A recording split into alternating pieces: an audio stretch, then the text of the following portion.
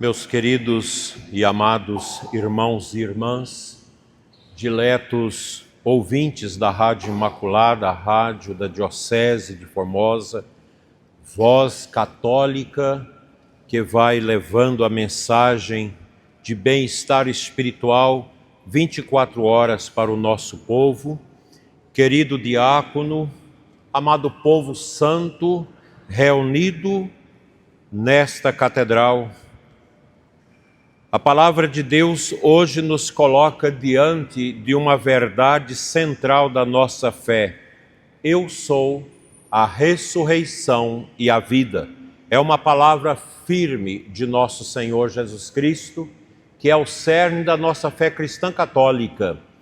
E neste último domingo da Quaresma, nós viemos à missa para voltarmos para casa cheios da esperança na ressurreição. Não é apenas uma promessa futura que Jesus faz, é uma presença atual. Cristo está aqui, no nosso meio, porque o ressuscitado vive entre nós para nos dar a vida.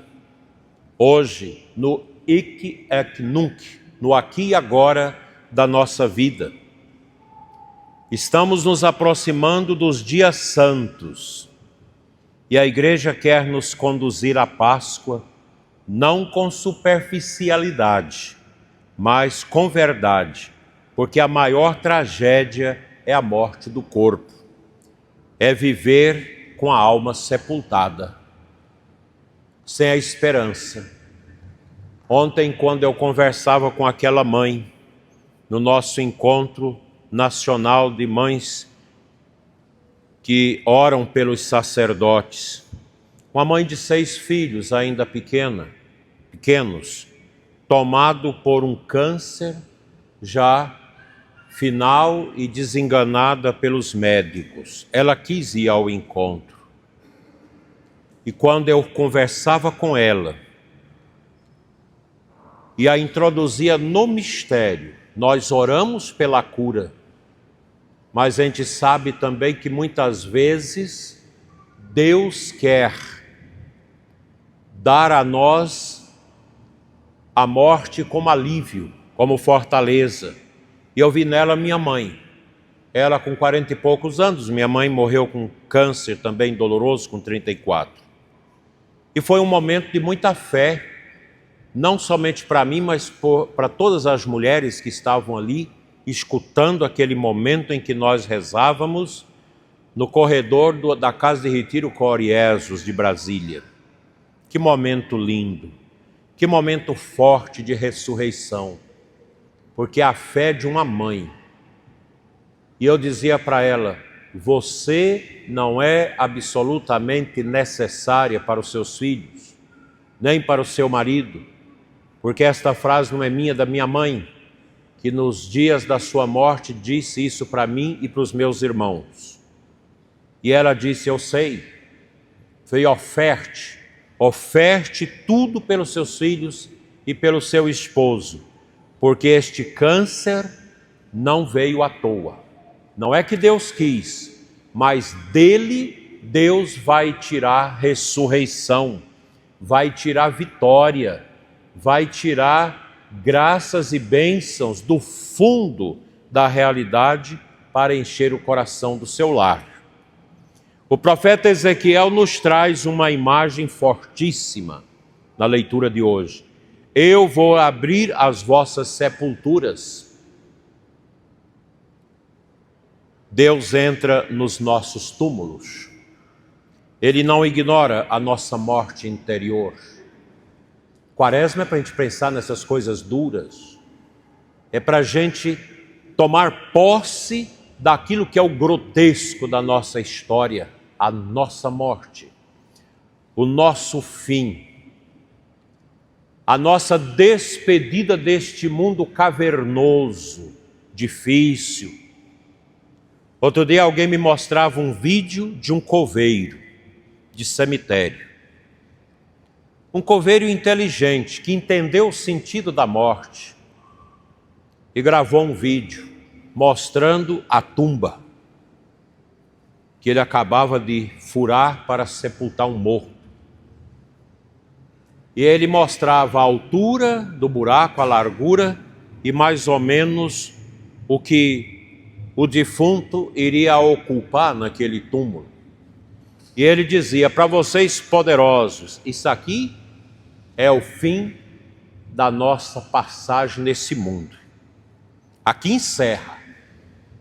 Para nós católicos não encerra bem, porque o pó do nosso corpo vai ressuscitar de forma gloriosa na volta de Cristo para unir-se ao nosso espírito. Inclusive os santos que já estão no céu, mas os seus corpos estão na matéria. Mesmo aqueles que morreram afogados, que o corpo se derreteu no rio, acabou-se, a matéria do corpo está na natureza.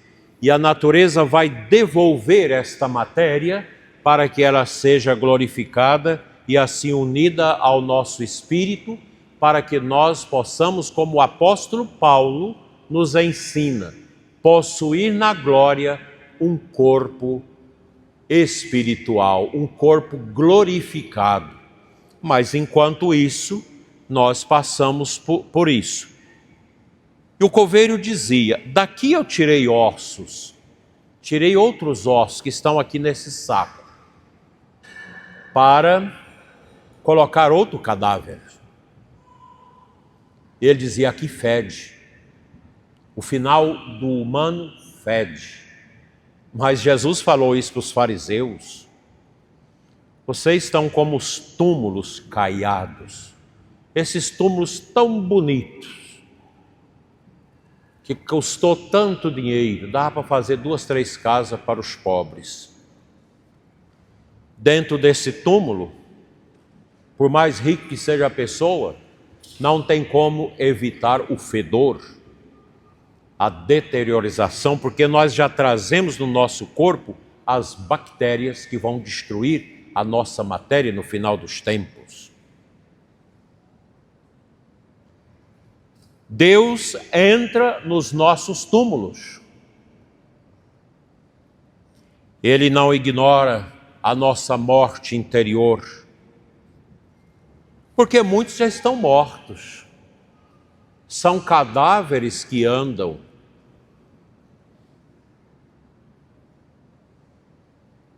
São aqueles que negaram Deus por causa da sua usura, do seu pecado, da sua corrupção, da sua mentira, do seu autoritarismo. E o Evangelho mostra isso de forma concreta. Lázaro está morto há 4 dias, já fede. O odor, o amisco, sai já de dentro do túmulo. Já não há ali esperança humana. É o fim. E é justamente neste momento que Jesus chega.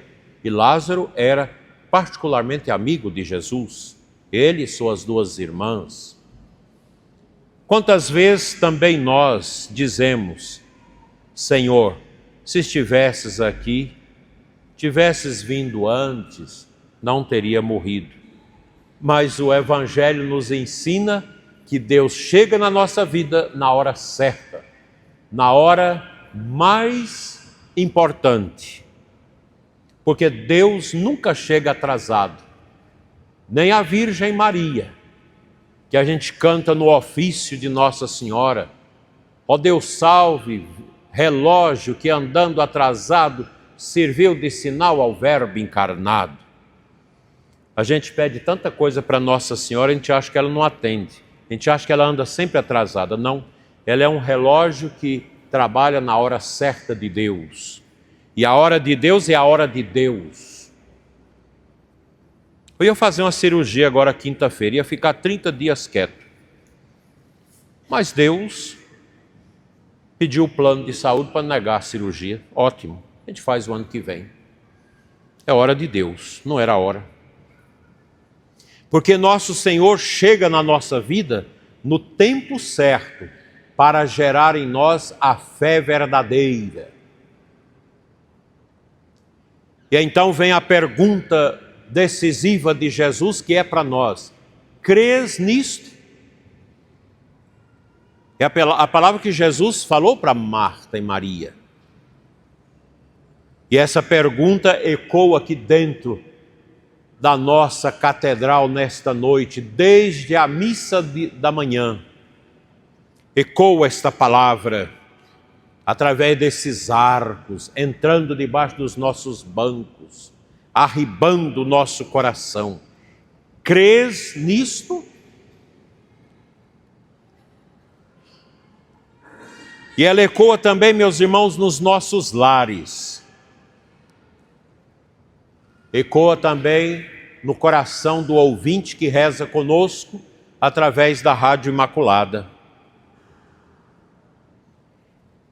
Crês que Deus pode mudar sua vida? Isso é uma pergunta que eu faço também para mim. Pode mudar a minha e a sua vida? Crês que Ele pode nos tirar do pecado? Você crê que Ele pode ressuscitar a gente por dentro?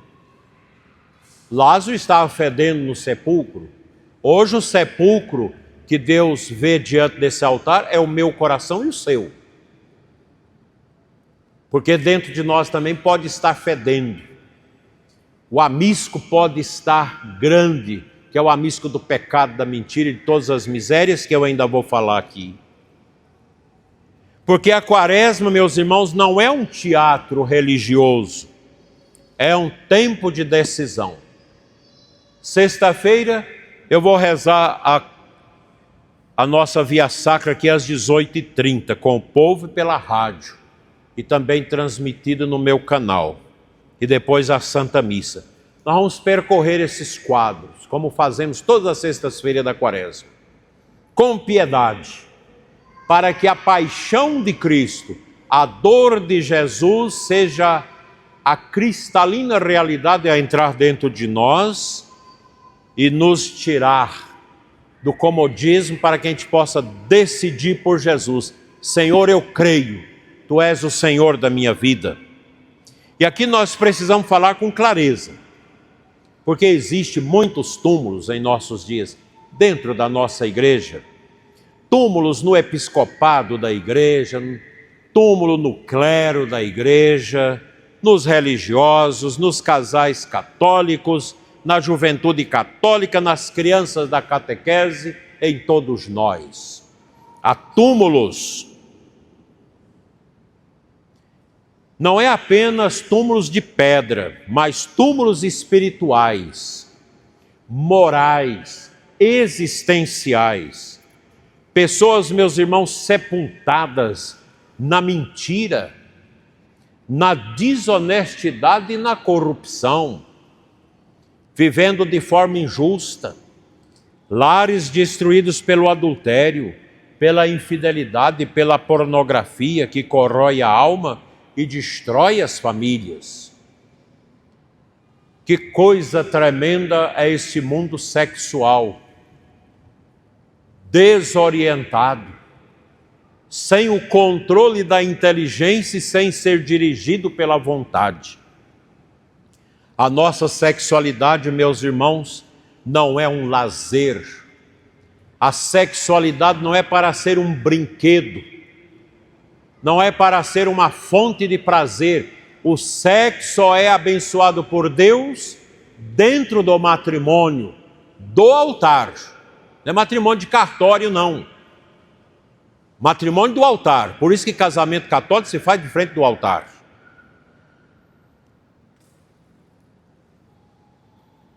A nossa sexualidade é o anzol que o diabo usa para nos pescar. E quantos aqui dentro da igreja estão pendurados neste anzol, fisgados pela pornografia, por um sexo compulsivo, que nada mais é do que uma busca para amainar uma solidão,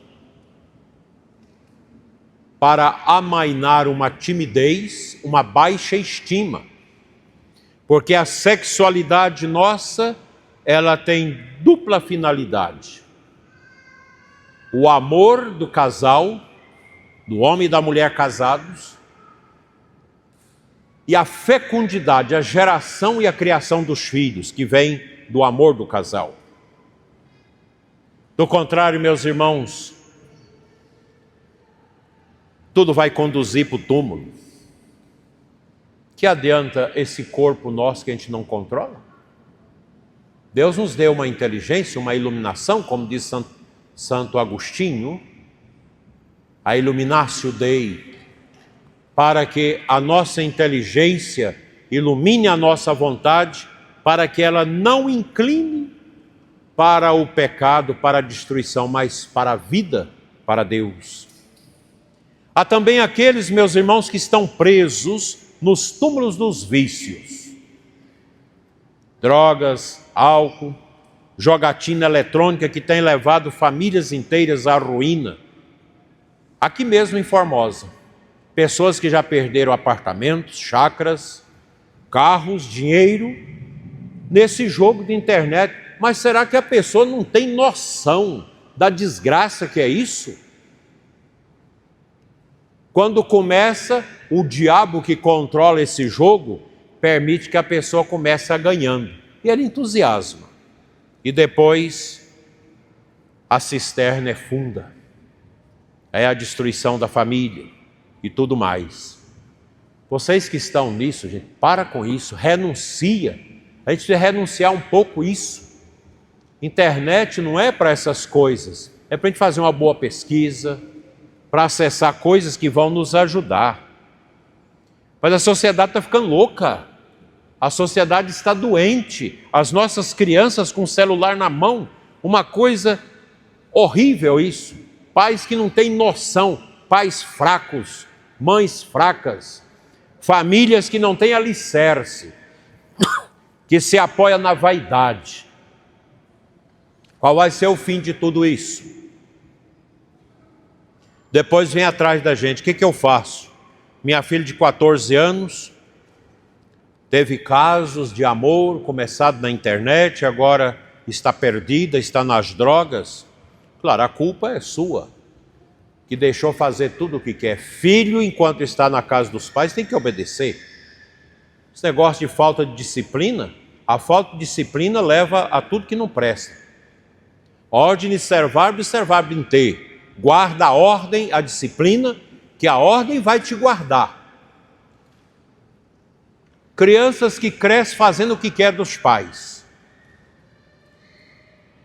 Qual o futuro dessas crianças? Pessoas medíocres, que vai morrer aí no chumbo da polícia, enfrentando a polícia, nas facções que já estão aqui em Formosa firmemente. E já tem gente nas facções na nossa cidade. Que mundo triste, que sepultura horrível. E tantos outros escravizados pelas redes sociais, perdendo tempo precioso. Não consegue dormir, não consegue ler, não consegue rezar.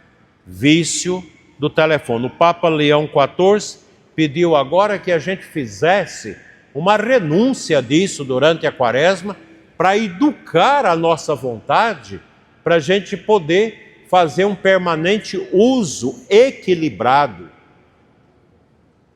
equitativo das redes sociais.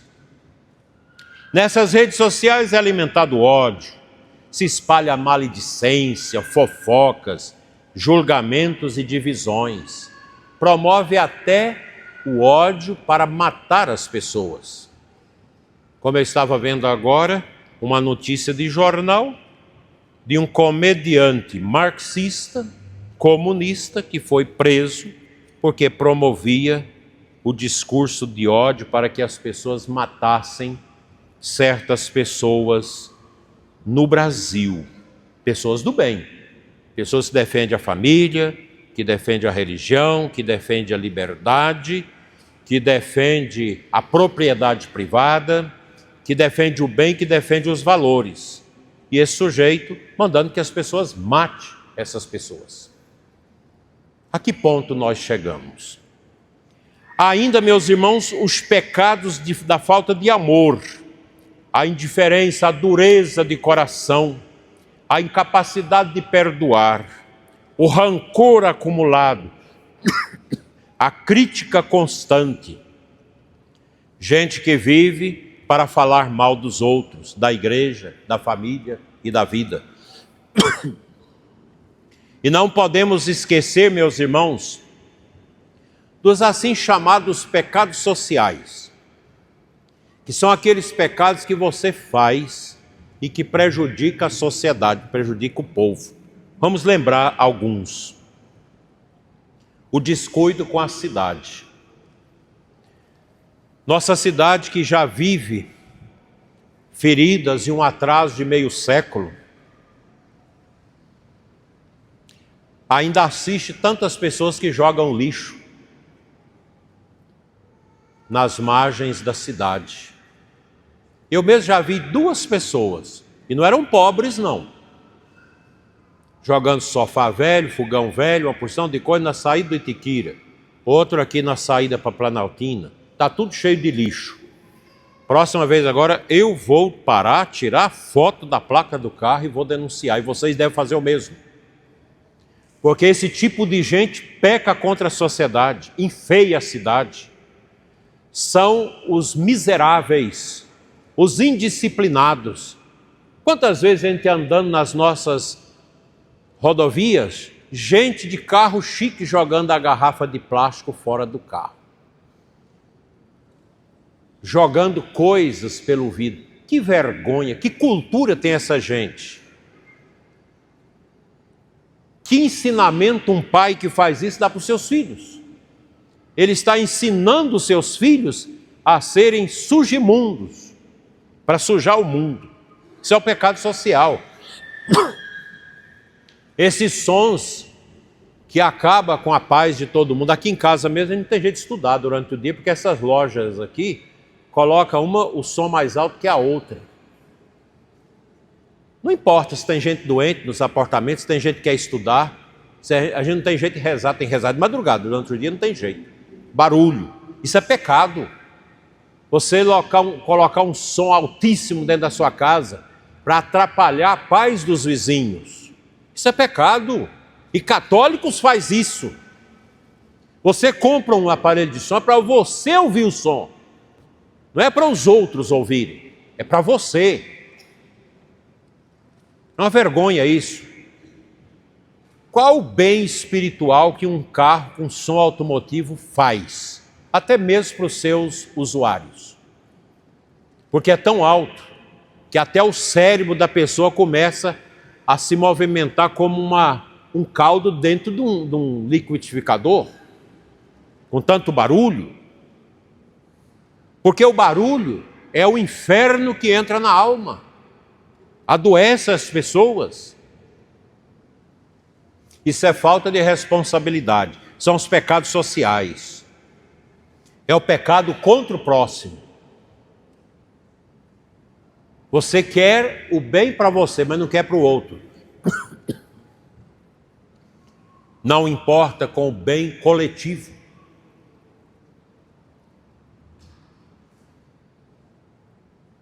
Morre um animal na sua fazenda, você arrasta ele para a fazenda do outro, por preguiça de enterrar. A imprudência no trânsito. E aqui eu falo para vocês, motoqueiros, cuidado, porque a gente vai chegando aqui, você dá seta para entrar no portão, já é 2 vezes que eu quase atingi motoqueiros, até assustei. Você está virando, o cara passa, está vendo a seta ligada. E depois quem é culpado é quem está no carro.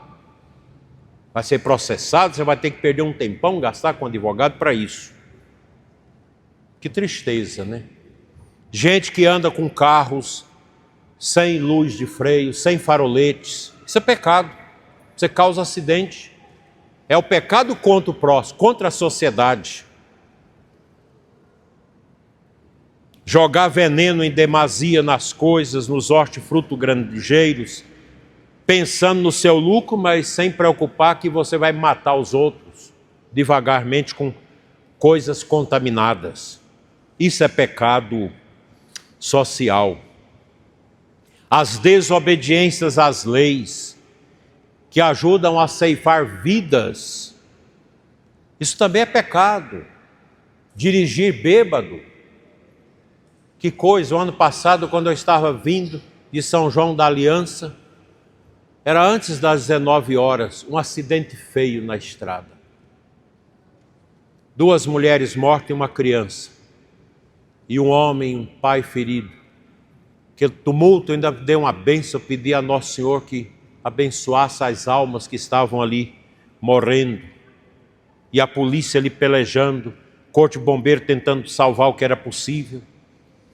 Vim com a alma machucada. Quando cheguei em casa, recebi um telefonema. Uma grande amiga minha, da Capela Nossa Senhora Aparecida, aqui de Nova Petrópolis, menina da igreja nossa, que eu tive a alegria de fazer o casamento, batizar seus filhos. Fiquei atendendo aquela comunidade 4 anos por falta de padre. E o marido ficou muitos e muitos dias na UTI para tentar se salvar. Que dor. Quem matou? Um bêbado no volante. O bêbado não morre. E depois nem vai preso. Porque se fosse nos Estados Unidos, poderia pegar prisão perpétua. Matar uma família, tirar a paz das pessoas. Aquela criança que eu rezei na barriga dela, depois nasceu a criança, o médico queria tirar a criança, porque disse que a criança estava com defeito, tinha que fazer o aborto. Ela falou, de jeito nenhum. E nós rezamos, e São Padre Pio curou a criança dentro do útero. A criança nasceu perfeita para morrer daquela maneira nas mãos de um criminoso, de um alcoólatra ao volante. Como o filho do casal, amigo meu de Minasul, estudando medicina aqui, vindo com seu carro para estudo, vem um bêbado, sai do meio do mato, doido num carro, mata o coitado do menino. Um tanto futuro bonito, uma família da igreja, que dor no coração. Isso é pecado. Essas pessoas são criminosas, são assassinas, que vão pagar diante de Deus, porque você não tem como recompor um pecado desse. Você matou, tirou a vida, como é a questão também do aborto, o desprezo pela vida e essa cultura de morte que vai entrando, se infiltrando silenciosamente no coração da nossa juventude universitária. Por causa desses professores malucos, desonestos, que não ensina ciência, mas ensina militância, ensina a desconstrução da família, a desconstrução da fé, a desconstrução da cultura ocidental católica cristã. É pecado social. Tudo isso, meus irmãos, são pedras colocadas sobre a alma. Tudo isso cria túmulos interiores. Será que não dói na vida de um criminoso desses de trânsito saber, eu matei uma mãe, matei a avó da criança, matei a criança? Os pais tão simples, pobres, mas que tinham um sonho tão bonito para aquele menino, para aquela menina, esperando outros filhos. Será que não dói essa alma, meu Deus? E o mais grave, meus irmãos, é porque essas pessoas acostumam com o pecado. Já não percebe o cheiro da própria morte espiritual. Aí por isso precisa da bebida alcoólica, precisa da droga, precisa da prostituição para satisfazer o vazio, que nunca é satisfeito com as coisas do mundo. Está aí. Mas hoje Cristo está diante de todos nós e diz, tirai a pedra. Tira a pedra. Deus faz o milagre, mas espera a nossa resposta. É preciso tomar uma decisão, todos nós, a partir do bispo, dos sacerdotes, dos religiosos, todos nós. É preciso romper com o pecado. E então vem a palavra poderosa, Lázaro, vem para fora. Cristo chama pelo nome, Ele chama cada um de nós. Não importa Há quanto tempo você está nesse túmulo do seu pecado? Muitos aqui nunca se confessaram, tem ódio da confissão porque aprendeu com protestante, aprendeu na faculdade as críticas à igreja. Você vem à missa, não comunga porque não confessa, ou comunga sem confessar, porque você é orgulhoso. Seu túmulo está fedendo, é hora de abrir a porta. Deus está te chamando, fulano, vem para fora, vem para a confissão, ainda tem tempo para confessar para a Páscoa. Para Deus não existe caso perdido. Vamos repetir? Para Deus não há caso perdido. Mas é preciso responder, é preciso sair. E o texto diz algo muito real. O morto saiu, mas ainda estava amarrado com aquelas tiras de mortalhas. Assim também acontece conosco.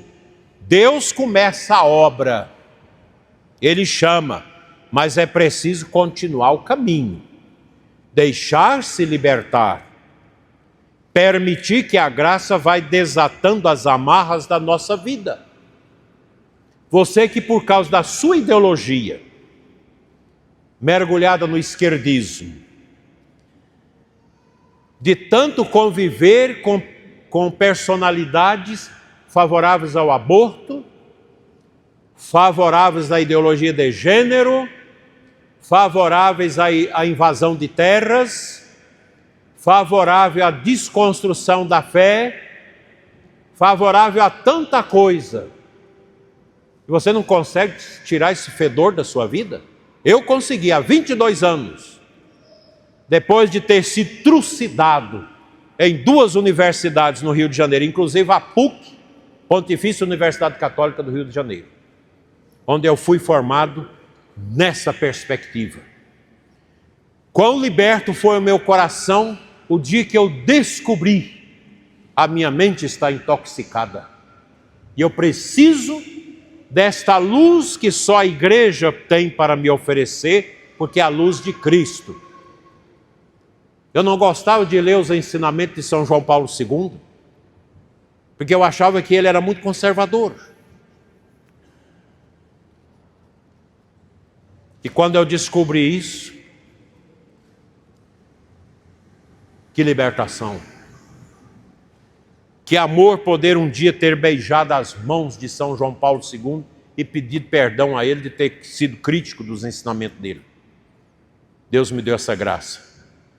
Graças à renovação carismática católica, que me levou para um retiro internacional de padres em Roma. Ali eu vi